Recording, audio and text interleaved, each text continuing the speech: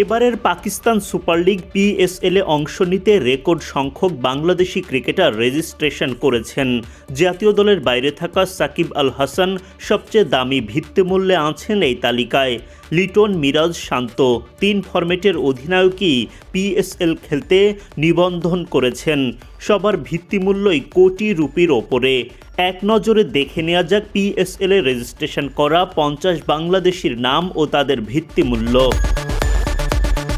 PSL নিলামের জন্য নিবন্ধিত তালিকায় 41 নম্বরে আছেন টাইগার অলরাউন্ডার সাকিব আল হাসান। জাতীয় দলের বাইরে থাকলেও ফ্র্যাঞ্চাইজি লিগে এখনও চড়া চাহিদা তার। পিএসএলে এই অলরাউন্ডারের ভিত্তিমূল্য ধরা হয়েছে 2,20 লাখ পাকিস্তানি রুপি। সমপরিমাণ ভিত্তিমূল্যে পিএসএলে রেজিস্ট্রেশন করেছেন সাকিবের দীর্ঘদিনের সতীর্থ মুশফিকুর রহিম। 2,20 লাখ রুপির ভিত্তিমূল্যে বাংলাদেশিদের মধ্যে আরও আছেন উইকেটকিপার ব্যাটার জাকির হাসান। 1,10 লাখ রুপির ভিত্তিমূল্যে নিবন্ধন করেছেন লেগ স্পিনার রিশাদ হোসেন।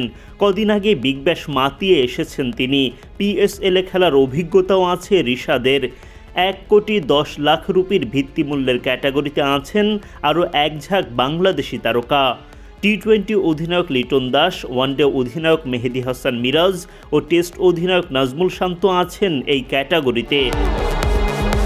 1,10 লাখ রুপির ভিত্তিমূল্যে নিবন্ধন করা বাংলাদেশি ক্রিকেটারদের মধ্যে আরও আছেন হাসান মাহমুদ, জিশান আলম, মাহফুজুর রহমান রব্বি, মাহমুদুল হাসান জয়, নাহিদ রানা, তানভীর ইসলাম, মোসাদ্দেক হোসেন সৈকত, পারভেজ হোসেন ইমন, নুরুল হাসান সোহান, রিপন মণ্ডল, শেখ মেহেদী হাসান, শামীম পাটোয়ারি, শরীফুল ইসলাম, তাইজুল ইসলাম, তানজিদ তামিম, তাসকিন আহমেদ, তাওহিদ হৃদয়, ইয়াসির আলী চৌধুরী রাব্বি।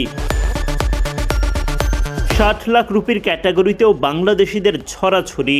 সৌম্য সরকার, নাইম শেখ, তানজিম সাকিবরা আছেন এই ক্যাটাগরিতে। এখানে শেষ নয়, এই ক্যাটাগরিতে অন্যান্য বাংলাদেশিদের মধ্যে আছেন আব্দুল গাফফার সাকলাইন, আবু হায়দার রনি, আফিফ হোসেন ধ্রুব, আহরার আমিন, আকবর আলী, আলিস আল ইসলাম, স্পিনার আরিফুল ইসলাম, ব্যাটার আরিফুল ইসলাম, জাকের আলী অনিক, খালেদ আহমেদ, মাহিদুল ইসলাম অঙ্কন, নাসির হোসেন, সাব্বির রহমান, মৃত্যুঞ্জয় চৌধুরী, মোহাম্মদ সাইফ উদ্দিন, মুকিদুল ইসলাম, নাসুম আহমেদ, নাইম হাসান, রাকিবুল হাসান, রনি তালুকদার, সাইফ হাসান ও শহীদুল ইসলাম। রেকর্ড সংখ্যক বাংলাদেশি প্লেয়ার পিএসএলে নিবন্ধন করেছেন।